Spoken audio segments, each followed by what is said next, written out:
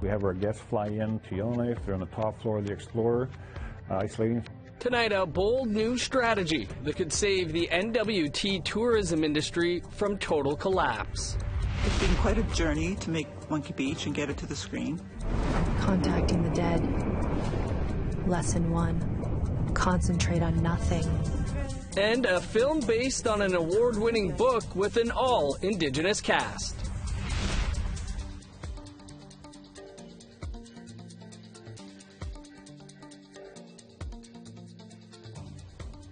Good evening. Welcome to APTN National News. I'm Dennis Ward. Canada's Chief Public Health Officer has released a report on the state of the country's health during the COVID-19 pandemic. The report shows a shocking rise in opioid deaths, particularly in BC. First Nations deaths due to overdose have doubled in that province since last year. The report found First Nations people are now 6 times more likely to die from overdose. In BC, there were over 100 deaths per month from March to August. The highest number was in June, with 181 deaths compared to 76 deaths in June 2019. According to Teresa Tam, the reason for the higher overdoses is due to reduced access to safe consumption sites and a higher level of fentanyl in the drugs. Another major consequence of the pandemic is the opioid crisis, with overdoses and deaths again on the rise. There are indications that the street drug supply of opioids has grown more unpredictable and toxic due to the pre-pandemic supply chains being disrupted by travel restrictions and border measures.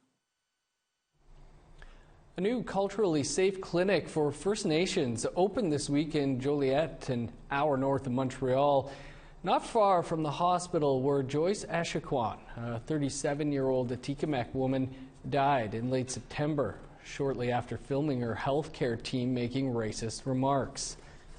The clinic will operate out of the Lonarday Native Friendship Centre 2 afternoons a month and will welcome Indigenous patients who don't have access to a family doctor. The clinic is called Mi Re Ri Moen, an Atikamekw word which translates to feeling good. Jennifer Brazeau, Executive Director of the Friendship Centre, says the clinic has been in the works for a while. We do need to have systemic changes within the institutions that concretely react when people have this kind of thinking or behavior. There needs to be training, education, sensitization. And in the meantime, what we can offer is a safe space for people who do not feel that they can access the service, at least. Still with health, NDP leader Jagmeet Singh says the federal government needs to bring an end to profit-driven long-term care homes. And he wants them to start with homes run by Revera, a private company owned by a federal pension fund. Singh says Revera accounts for the second largest number of COVID-19 deaths in long-term centers, and the conditions inside of their homes are still deplorable. You should not be seeing the cost be prohibitive for people so they can't afford to care for their loved ones, nor should the quality be cut, because if quality is cut, we've seen the results. The Army gets called in. The Army gets called in to care for our loved ones, for our seniors, because they're in such deplorable conditions. So everything should be on the table, absolutely removing profit out of the Revera structure so that money does not go towards paying shareholders, it goes towards caring for seniors. Complaints have been mounting in Winnipeg over the Revera-owned Parkview Place long-term care facility. It's the site of the province's deadliest COVID-19 outbreak. As of Monday, the virus has killed 18 of its residents. Revera says it's working with the Regional Health Authority to maintain pandemic outbreak protocols and infection control practices. It was on this day 50 years ago that tanks and troops were in Quebec streets during the October crisis. That's when the army was sent in against separatists. Now the Bloc Québécois is demanding an apology. Demandé hier au Premier ministre Trudeau en essayant de porter. The party is putting forward a motion calling on the Trudeau government to apologize for the suspension of civil liberties in October 1970. Justin Trudeau's father, Prime Minister Pierre Trudeau, invoked the War Measures Act after FLQ militants kidnapped and killed Quebec's Labour Minister. More important to keep law and order in this society than to be worried about. Now time for a look at a story we're working on for you. I'm Tamara Pimentel.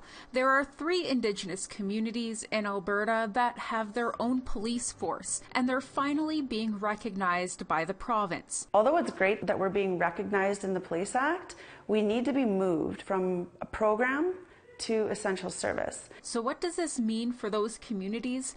That story is coming soon on APTN National News.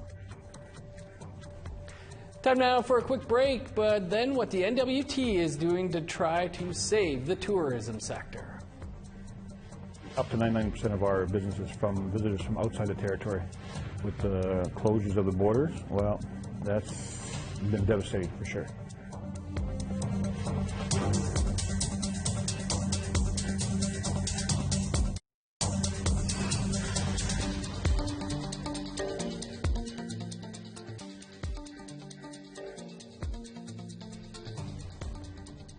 Welcome back. Indigenous tourism operators in the Northwest Territories have supported border closures during the COVID-19 pandemic, but the sector is suffering the greatest magnitude of job losses because keeping the borders closed is keeping their customers away. So they want the territorial government to start planning for reopening. Charlotte Moore Jacobs sorts that out for us. As things stand, Joe Bailey is only a few months away from having to give up his office in downtown Yellowknife. A cost-cutting measure for his tourism business, one of many he's made during the COVID-19 pandemic. Up to 99% of our business is from visitors from outside the territory. With the closures of the borders, well, that's been devastating for sure. Unfortunately, today is going to be our last day, Wednesday, March 18th. This year, Bailey's North Star Adventures lost over $200,000. $50,000 of that went to refunds on Winter Aurora tours booked months in advance. Now, during the Fall Aurora, every operator is struggling. There's a river, Chomi's big. This was B. Dene Adventures in nearby Detta pre-pandemic. When APTN visited in 2018, operator Bobby Drygees and his staff were entertaining their regular 30-plus crowd. It was really getting a little bit better, and every year, getting more and more people and working with more and more companies around Yellowknife. So, in the 2018-2019 fiscal year, the Northwest Territories saw 110,000 visitors. B. Dene Adventures was investing more into the business.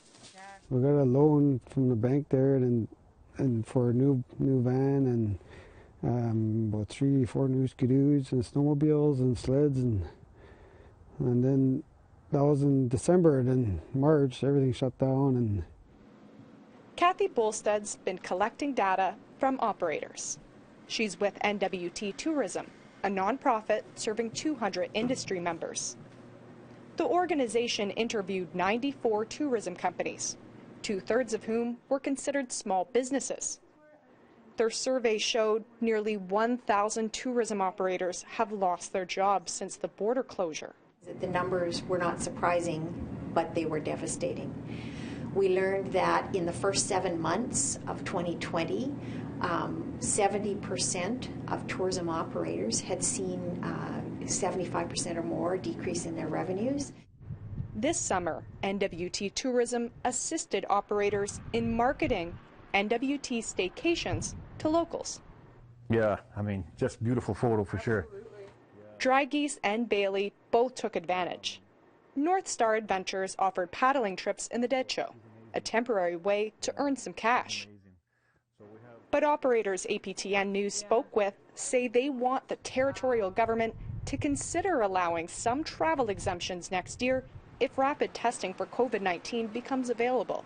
We understand why they're keeping the borders closed, and so we just got to try and work around that. Exemption for next year, we have our guests fly in to Yellowknife. They're on the top floor of the Explorer, isolating for 14 whatever hours. Next morning, we're off to one of the communities. We launch our canoes, and then, of course, just by the default of the canoes here, 3 meters apart.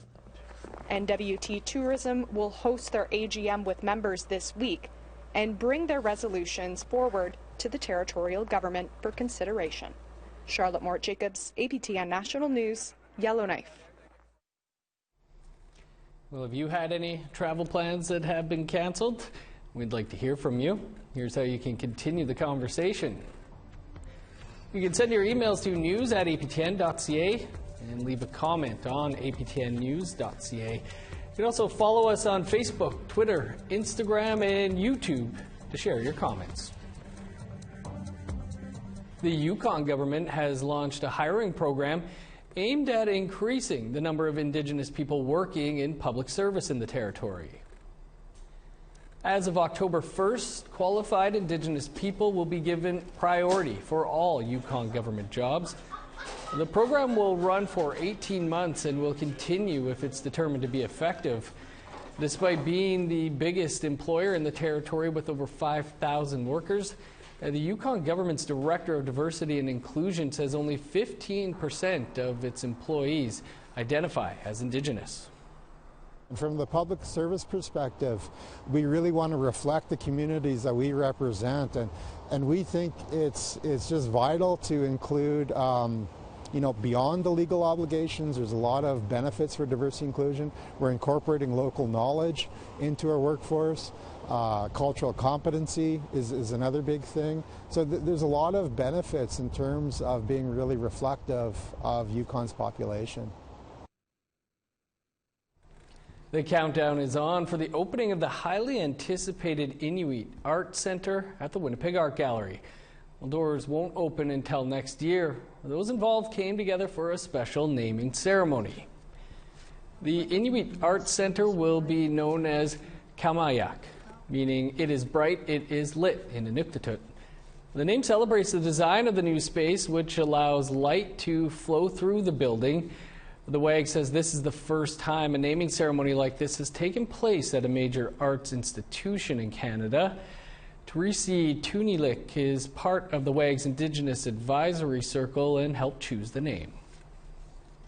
When an institution has a name like that, you know you can go there and you can learn the true things rather than something that was assumed or guessed. And now that with the Inuit Art Center having been named Kalmayo, it gives you that sense of feeling that yes, you can go learn about Inuit way of life. You can go learn the culture and the songs and not just the creations that are done visually, but also both intangible and tangible presence in that building. It looks pretty impressive. Can't wait to tour the new facility. Time to step aside for a quick break. But coming up, an award-winning book is now coming to the big screen. It's a beautiful journey because I think that as a young person, she's struggling between two worlds.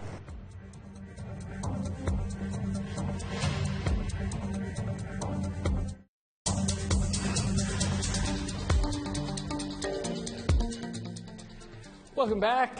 Time now for our photo of the day. And our thanks to Bernice Captain for sharing this photo of her daughter with their carved pumpkin they like to call their Chucky pumpkin. You'll find that pumpkin in Easterville, Manitoba. Thanks, Bernice, for sending that in. And with only one more day before Halloween, be sure to send us your pictures to share at aptn.ca, and your photo might be selected to be our photo of the day. That was pretty elaborate. You wouldn't want to see some of the pumpkins I've done. Now time to take a look at tomorrow's weather forecast. Starting on the East Coast, +4 with snow in Halifax, 2 with flurries in St. John's, -1 and snow in Nain and Cartwright, 4 with snow in Kuujjuaq, +3 in Montreal, 3 below in Saguenay, +4 for Toronto, 0 under sunny skies in Sault Ste. Marie, +2 in Thunder Bay, 1 above in Sioux Lookout, -8 in Churchill, 2 below with snow for Norway House, +3 in Winnipeg, 5 above with snow for Dauphin, 9 in Regina, +11 for Swift Current, +2 with snow in Meadow Lake, -7 for Uranium City. Over to northern Alberta, -3 with a rain-snow mix and high level, 2 below for Fort McMurray, 13 above in Medicine Hat, +6 with rain for Edmonton, 13 with showers in Vancouver and Victoria,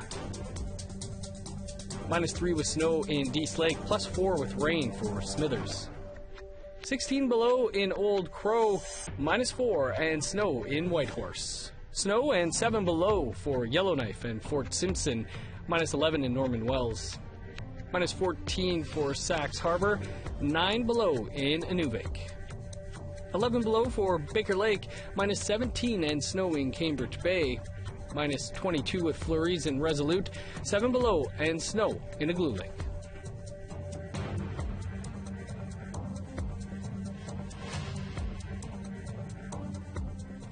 This next story is about a film that is based on an award-winning book. Features an all-Indigenous cast. Monkey Beach is about to light up the big screen across the country. Tina House has that story. Contacting the dead. Lesson 1. Concentrate on nothing and everything at the same time. What are you doing here? No. Shot in the Haisla Territory near Kitimat, BC, Monkey Beach touches on the past and modern-day struggles of a community. It centers on the journey of Lisa Marie, played by Grace Dove, as she returns home from the big city and encounters ghosts and spirits from the past. It's a beautiful journey because I think that as a young person, she's struggling between two worlds, which I think a lot of us do relate with. Grace Dove is no stranger to the silver screen. The actress's resume is jam-packed with various roles, but for her, this film is a dream come true. To work with my mentors, people that I look up to, like Adam Beach, like Nathaniel Arcand, Stephanie Mathias, it's such a full circle. Wow, you're not going anywhere without me. The making of Monkey Beach has taken director-producer Loretta Todd over 15 years. It's been quite a journey to make Monkey Beach and get it to the screen. It started with optioning it, of course, from Eden Robinson, so much love and respect for her, for trusting me with it for all these years, because her writing was like my filmmaking. It really is an Indigenous woman's story, and every one of them is strong in their own lives and as role models and giving back to their communities. Filled with folklore and special effects, the film also touches on residential schools and the multi-generational effects. Elder Harriet Prince and her friends just saw the movie and were really moved by it. Really enjoyed it, and it really kind of hit home, especially with a residential school. Yeah, it's so nice to see the actors. I knew 90% of them. People in all across Canada, and Loretta Todd portrayed that in this movie very, very well. And for Grace Dove, she says something magical happened during filming. There is this beautiful sunset and the mountains, and I could just feel the power in the people and in the land, and that plays such a big part of the story as well. And I got to see a whale that came right up to my boat, and I felt like, people pay big money for something like that, and there I was experiencing this firsthand. Monkey Beach was #1 at the box office in BC last weekend and will screen at Cineplex Odeon theaters nationwide on October the 30th, as well as film festivals across North America. Tina House, APTN National News, Vancouver. Eden Robinson's books are getting a lot of attention on the screen right now. It's good to see. Now a story from our Something You Don't See Everyday file. This is video of a crop circle on the Roseau Rapids 9A Reserve about an hour south of Winnipeg. The circle, created by artist Wabi Barkman, is on a piece of disputed land. A local farmer says he has a lease that allows him to work the land. We're checking into that part of the story, but in the meantime, the circle no doubt has its own artistic merit. The shape of the Thunderbird on such a large scale is not something you see every day, and it's being held in high regard. The being is held in high regard in just about every Indigenous culture in the Americas. We hope to have more on this story and the significance of the circle in the coming weeks. Amazing. Well, tomorrow on APTN Investigates, hydropower in Manitoba is cheap, and there's plenty of it to go around. And for the people of Cross Lake, the cost has been too high. Here's a preview of Power, Part 2. Tommy Monius's friend Jackson Osborne showed us one of his incredible hydro bills. This one is $18,290.51. And how is it that you owe them that much? I didn't pay my bill. Out of protest, or? One way is a protest, plus they owe us money. They haven't implemented the Northern Agreement. It is our treaty agreement. It's a treaty. So this to them is nothing. Like I said, it's filled to Prime Minister Trudeau to pay for us. So why should we pay this? They should pay for us. They look after us. They say they look after us, but they don't. So that's how much I owe. If I don't pay my bill, they cut me off. But the law is they can't cut you off in the winter time. That's what we were told. But in summertime, I don't know. I might be homeless. For Osborne and Monius, being billed this way adds insult to the injury of what's been done to their environment, especially since, as Monius puts it, they're paying another way too. We pay the price for that. We pay the price for our people died out there exercising their rights. Okay? My brother and my stepbrother died out there exercising their right to fish, to hunt, to gather. Looks good. If you missed part one, you can find that on our website, aptnnews.ca. Now let's head to Ottawa, where Todd Lamarand has a preview of tonight's Nation to Nation. Hello, I'm Todd Lamarand, and here's what we'll have for you coming up on Nation to Nation. Earlier this week, there were 2 provincial elections in British Columbia and Saskatchewan. Out of 148 seats up for grabs, Betty Nippy Albright was the only First Nations person to win a seat. We'll speak to her and to Annamie Paul, the new leader of the federal Green Party. Earlier this week, she failed to win a seat to the House of Commons. So what's next for her? We'll find out right after the national news. And Todd is just minutes away now with that episode of Nation to Nation, because that is all the time we have for your APTN National News for this Thursday. For news anytime, you can visit our website, aptnnews.ca. I'm Dennis Ward. Thanks for tuning in. We'll see you back here tomorrow.